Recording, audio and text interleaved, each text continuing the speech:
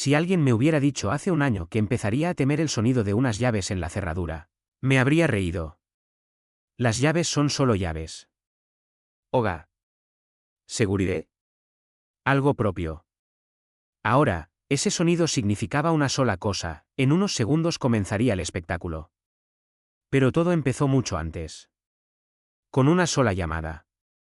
Mamá ha caído enferma, dijo mi esposo con una voz apagada, como si estuviera anunciando una sentencia. ¿Cómo que enferma? No comprendí de inmediato. En el sentido de que, no puede levantarse. Vino la ambulancia, los médicos hablaron de presión, de nervios. En fin, necesita cuidados. Estaba en la cocina cortando pan cuando sentí que el cuchillo se volvía pesado. La palabra cuidados siempre suena como algo temporal. Como si fuera solo ayudar un poco, hasta que mejore. Fuimos a casa de su madre esa misma noche.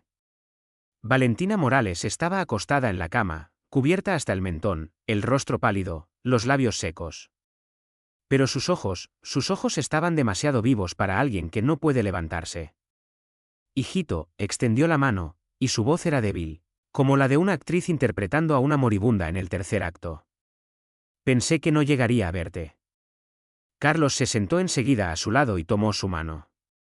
Yo me quedé un poco más atrás, no por frialdad, sino porque siempre había sido así. A ella le gustaba que hubiera distancia entre nosotras. Ella te arruinó la vida, susurró mirando a su hijo de modo que yo pudiera oírlo. No te enfades, solo lo siento. Mamá, no empieces, suspiró Carlos, sin enojo, sin defenderme. Solo cansancio. En ese momento aún no entendía que estaba probando hasta dónde podía llegar. Lanzaba el anzuelo y miraba quién lo mordía. El médico revisó los análisis, escuchó su corazón y dijo algo vago. Edad, estrés, debilidad general. Necesita reposo y supervisión. No debería quedarse sola. Valentina gimió más fuerte de inmediato y añadió. No lo pediría, si pudiera. Yo ya sabía lo que venía después. Esa frase era su favorita. La frase tras la cual cualquier negativa sonaba como una traición. Carlos y yo nos miramos. Se quedará con nosotros, dijo él. No preguntó. Informó. Y así, en nuestro apartamento apareció una tercera dueña. Colocamos su cama en la sala. Compramos una barandilla, para que le fuera más fácil. Pusimos una mesita, agua, medicamentos, pañuelos. Organicé todo con cuidado, como en un hospital, intentando mantener algo de control sobre mi propia mente. Los primeros días aún resistí. Cocinaba sopas ligeras, medía su presión, ponía alarmas para las pastillas. Carlos corría de farmacia en farmacia diciendo a todos. Pobrecita mamá, pobrecita. Al segundo día comenzó lo real. La almohada más alta. No, más baja. No, más alta. ¿No entiendes? El agua está fría. ¿Quieres enfermarme más? Caminas demasiado fuerte, me duele la cabeza por tu culpa. ¿Qué estás cocinando que huele tan mal? Me enferma el olor. Intentaba responder con calma. De verdad lo intentaba. Valentina, ahora lo arreglo. Ella me miraba desde la cama como si estuviera por encima de mí incluso acostada. Siempre supe que no estabas hecha para la familia. Otras nueras tienen manos de oro, carácter femenino, y tú eres seca, como una jefa. Lo peor era que no lo decía como insulto. Lo decía como diagnóstico. Y eso lo hacía aún más humillante, como si realmente yo fuera defectuosa. Por la noche, Carlos preguntó. ¿Todo bien? Todo bien, respondí. Porque si decía no, ya sabía cómo terminaría la conversación. ¿Es tu suegra que esperabas? Una semana después, dejé de dormir. Ella me despertaba de noche. Me siento mal. ¿Qué te duele? Todo. ¿Te mido la presión? Hazlo. Rápido. Me estoy muriendo. La presión era normal. Entonces decía. Seguro no sabes medirla. Tienes manos inútiles. Era soportable.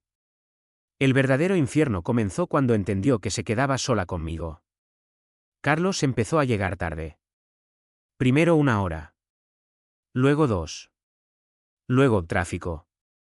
Luego me llamaron urgente.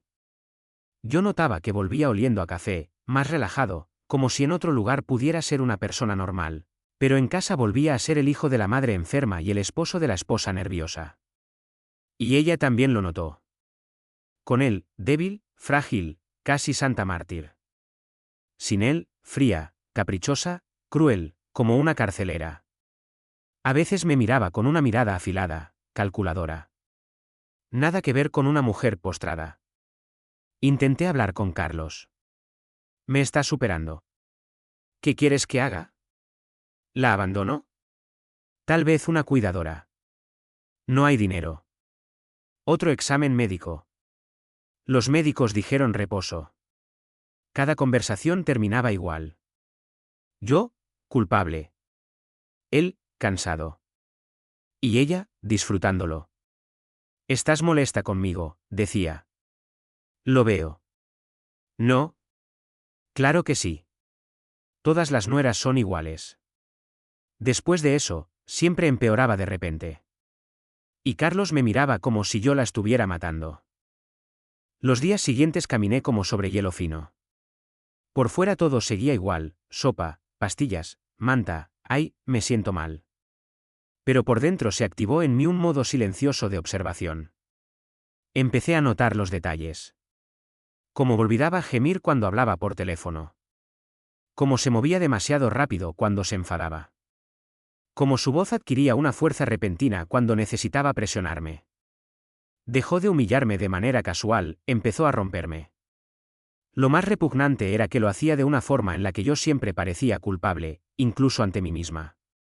Por ejemplo, dejaba caer la comida a propósito. ¡Ay! Me tiembla la mano, y el plato volaba al suelo. Recoge. Limpie. Rápido. Me da vergüenza ver la suciedad. Yo recogía los trozos, y ella añadía. Ves que eres nerviosa. Una mujer debe ser tranquila.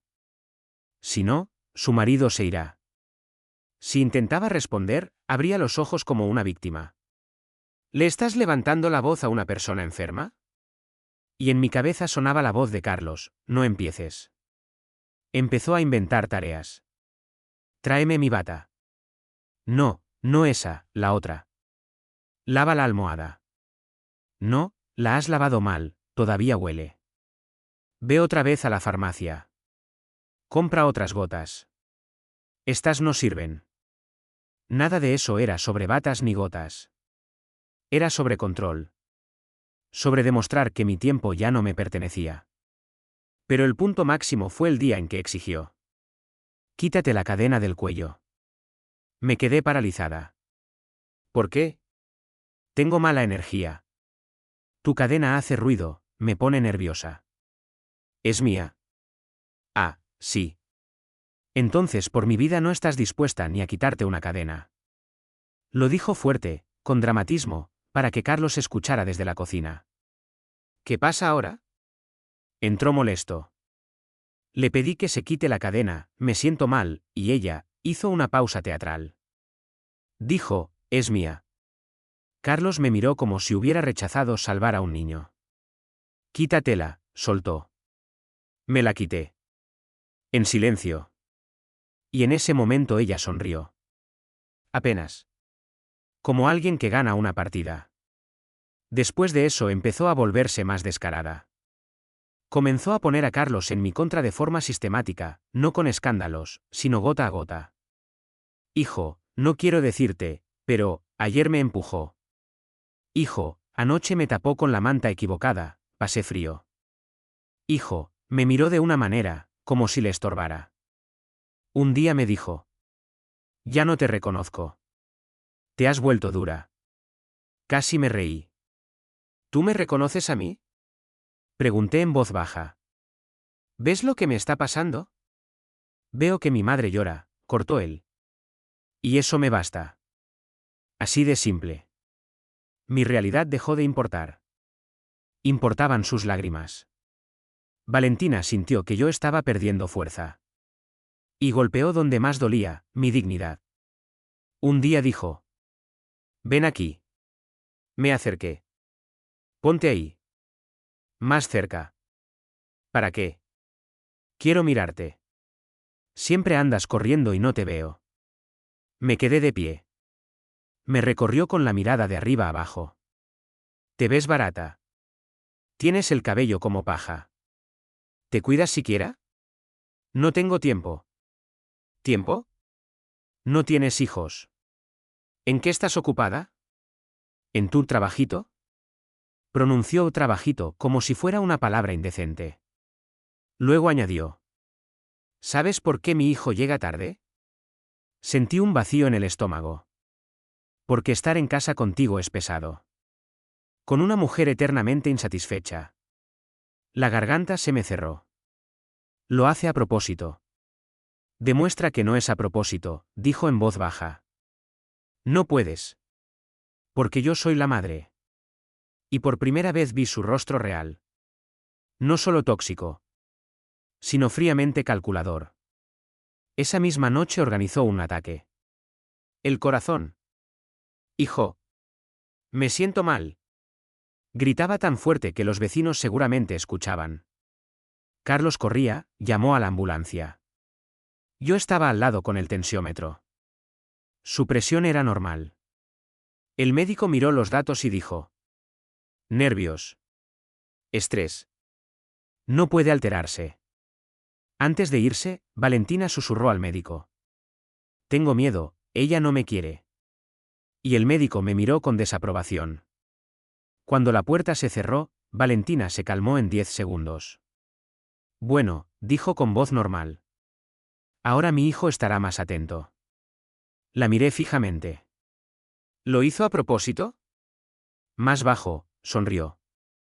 Otto da otro ataque. Ahí entendí. Haría cualquier cosa con tal de conservar el poder. Luego fue más lejos, el dinero. Una mañana dijo: hijo, mi pensión es pequeña, los medicamentos son caros. Mamá, nosotros tampoco estamos sobrados. No pido mucho. Solo, que ella saque una tarjeta y retire el dinero por mí. Confío en ella. Casi me atraganto con el café. ¿Yo? Claro. Tú eres la dueña de la casa. ¿O no? Carlos asintió. Hazlo, por favor. Así que fui a hacer una tarjeta bancaria para sus medicinas. Pero las medicinas nunca se acababan. Siempre hacían falta más. Luego masajes. Luego vitaminas. Luego consultas privadas. Las cantidades crecían. Un día vi un recibo, tienda de cosméticos. ¿Compró esto?, pregunté. Ni se inmutó. Claro. Tengo que verme decente. No quiero ser una carga. Se llamaba carga mientras compraba cremas caras con mi dinero. Se lo mostré a Carlos. ¿Y qué?, dijo él. Mamá lo necesita. Necesita una CR. ¿Crema de 3000? No seas tacaña. Tacaña, la palabra favorita de quienes gastan lo ajeno. Y en ese momento algo hizo clic dentro de mí. Si no pongo límites, me van a devorar viva. Pero con ella era imposible poner límites. Porque cualquier intento terminaba en su teatro. Lágrimas, crisis, me siento mal, llama a la ambulancia, ella me hizo esto. Carlos siempre la elegía a ella. Empecé a llevar un pequeño diario. No porque me gustara escribir, sino porque necesitaba pruebas para mí misma de que no me estaba volviendo loca. 12 de enero, exigió que me quite la cadena. 13 de enero, grabadora. 14 de enero, cosméticos como medicamentos. 15 de enero, dijo que soy temporal. Escribía y sentía cómo se formaba en mi mente una idea aterradora. Ella no está enferma. Está cazando. Y entonces cometió su segundo error. Grande. Me retrasé en el pasillo buscando las llaves. La puerta de la sala estaba entreabierta. Escuché su voz por teléfono. Alt. Clare. Viva. La manejo como quiero, se rió. Cree que tiene familia. Pero lo único que tiene es trabajo.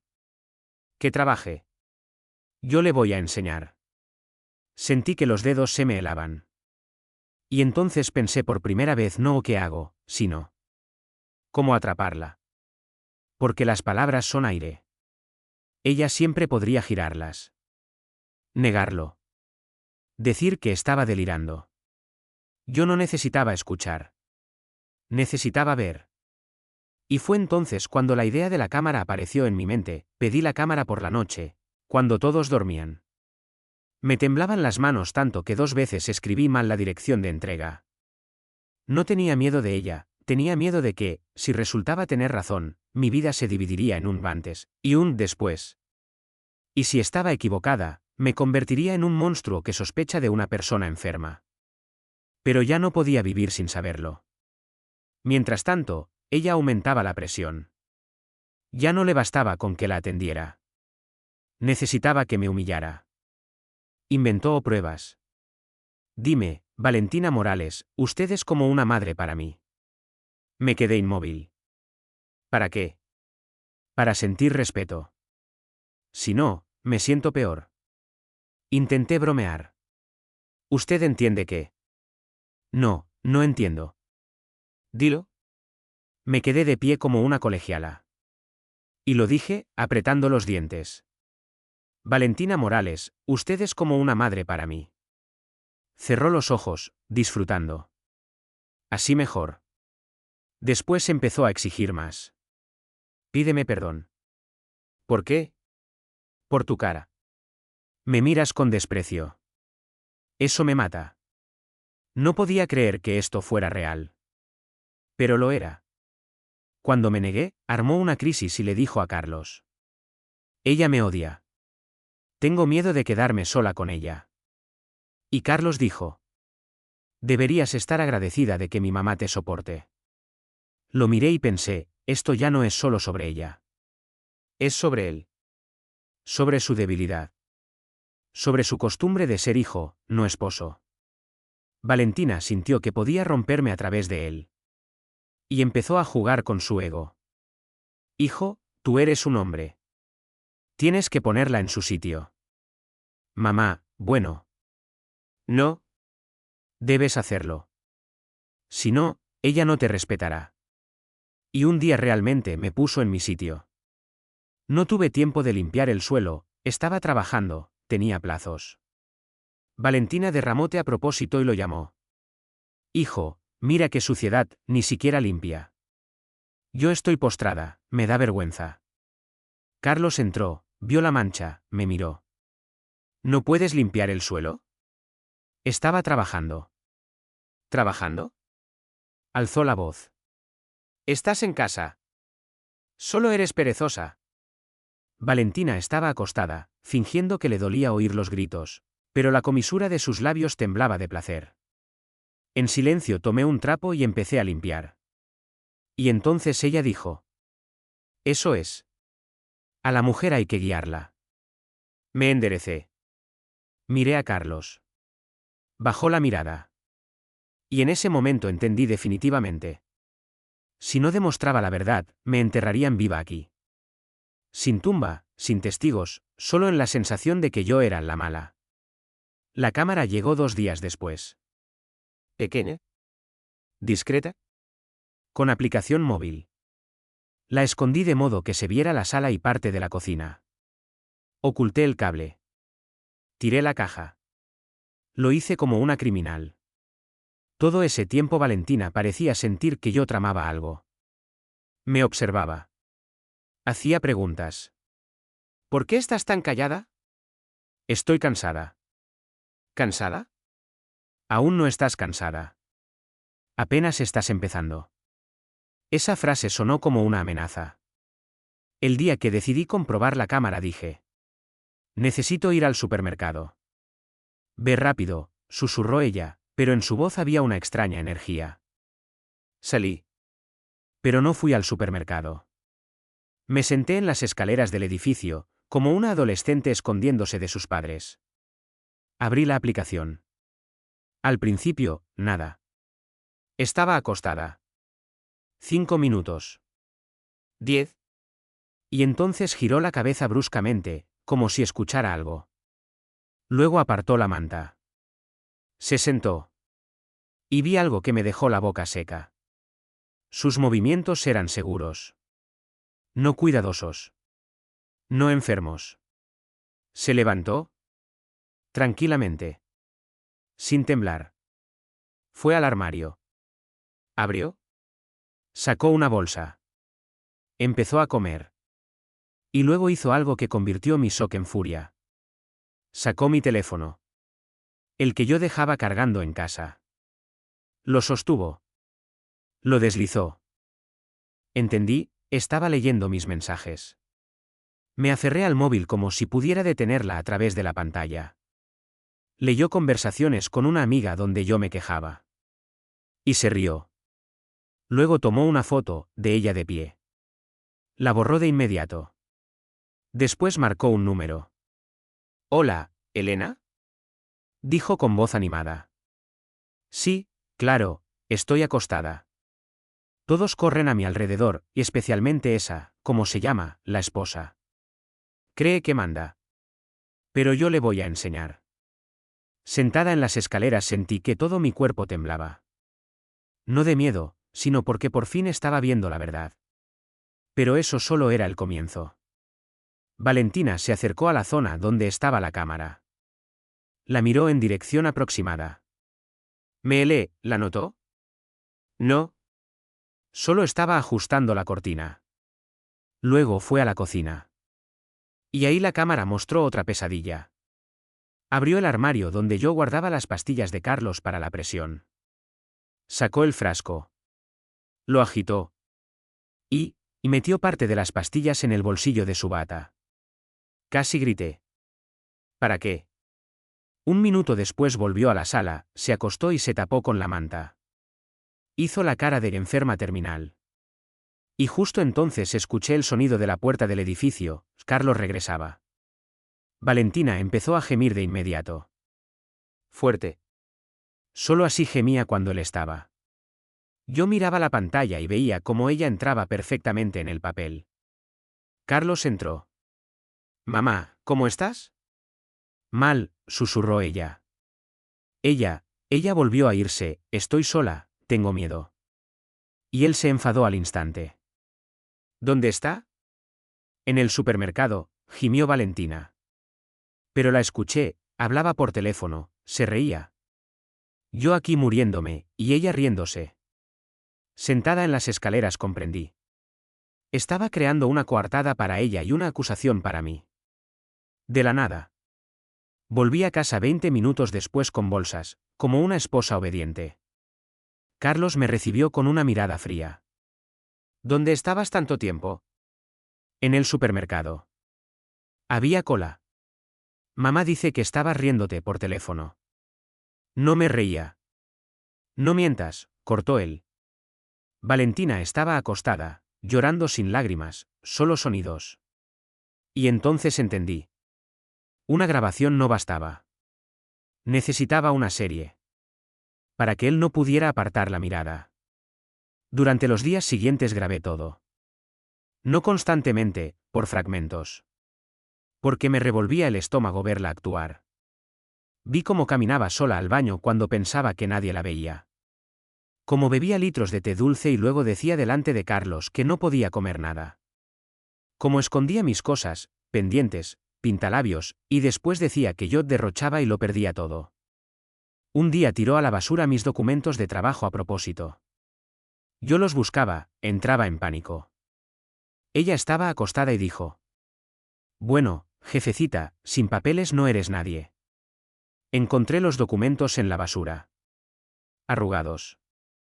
Y entonces tuve ganas de gritar. Pero solo escribí en el diario. Documentos, basura. 18 de enero. Luego ocurrió algo todavía más bajo. Intentó hacer que Carlos pensara que yo robaba. Ella misma retiró dinero de mi tarjeta, había memorizado el PIN cuando yo sacaba efectivo, para sus medicamentos. Escondió los billetes bajo el colchón. Y por la noche, delante de Carlos, dijo. Hijo, me ha desaparecido dinero. No quiero acusar, pero, aparte de ella nadie se acercó. Sentí que se me nublaba la vista. ¿Habla en serio? Dije. ¿Qué dinero? No grites, susurró. Me siento mal. Carlos me miró como a una extraña. Devuélvelo, dijo. No lo tomé, respondí. Entonces, ¿dónde está? En silencio levanté el colchón. Y saqué el fajo de billetes. Valentina gritó. ¡Ay! Eso, lo olvidé, es que estoy enferma. Carlos se quedó congelado por un segundo. ¿Y sabes qué hizo?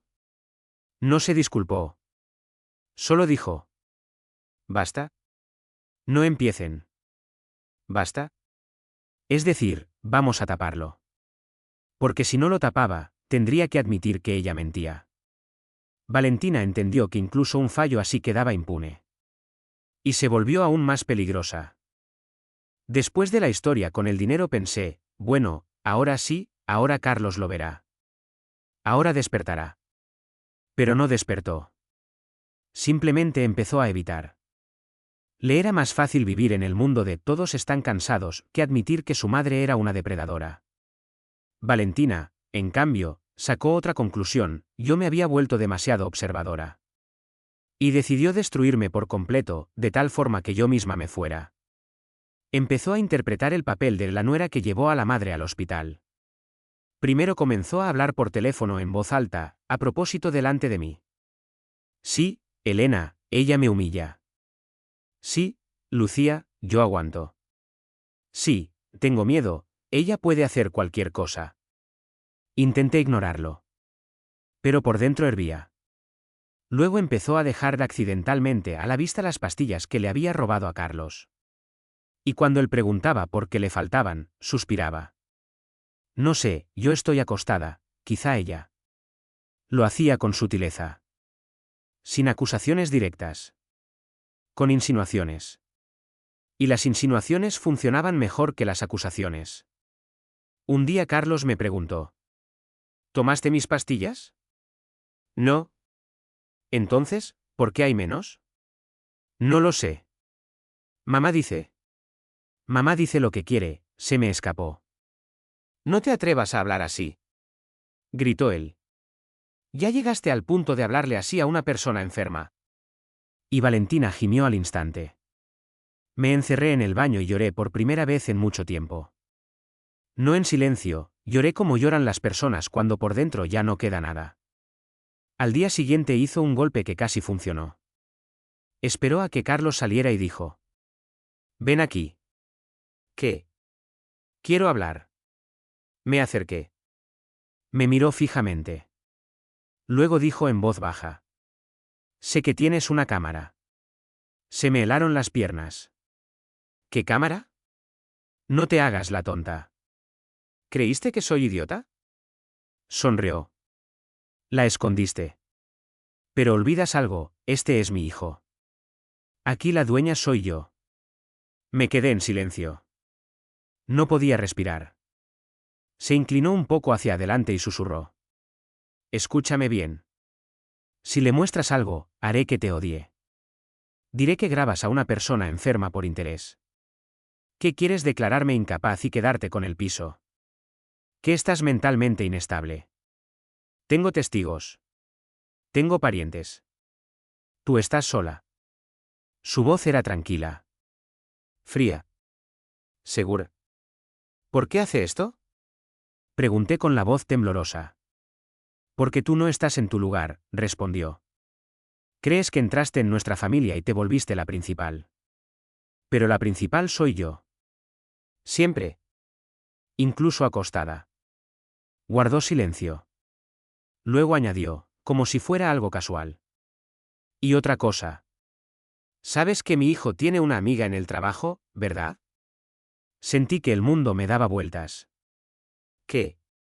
No te hagas la tonta. Él habla con ella. Está cansado de tu cara. De tu cansancio eterno. De tus reproches.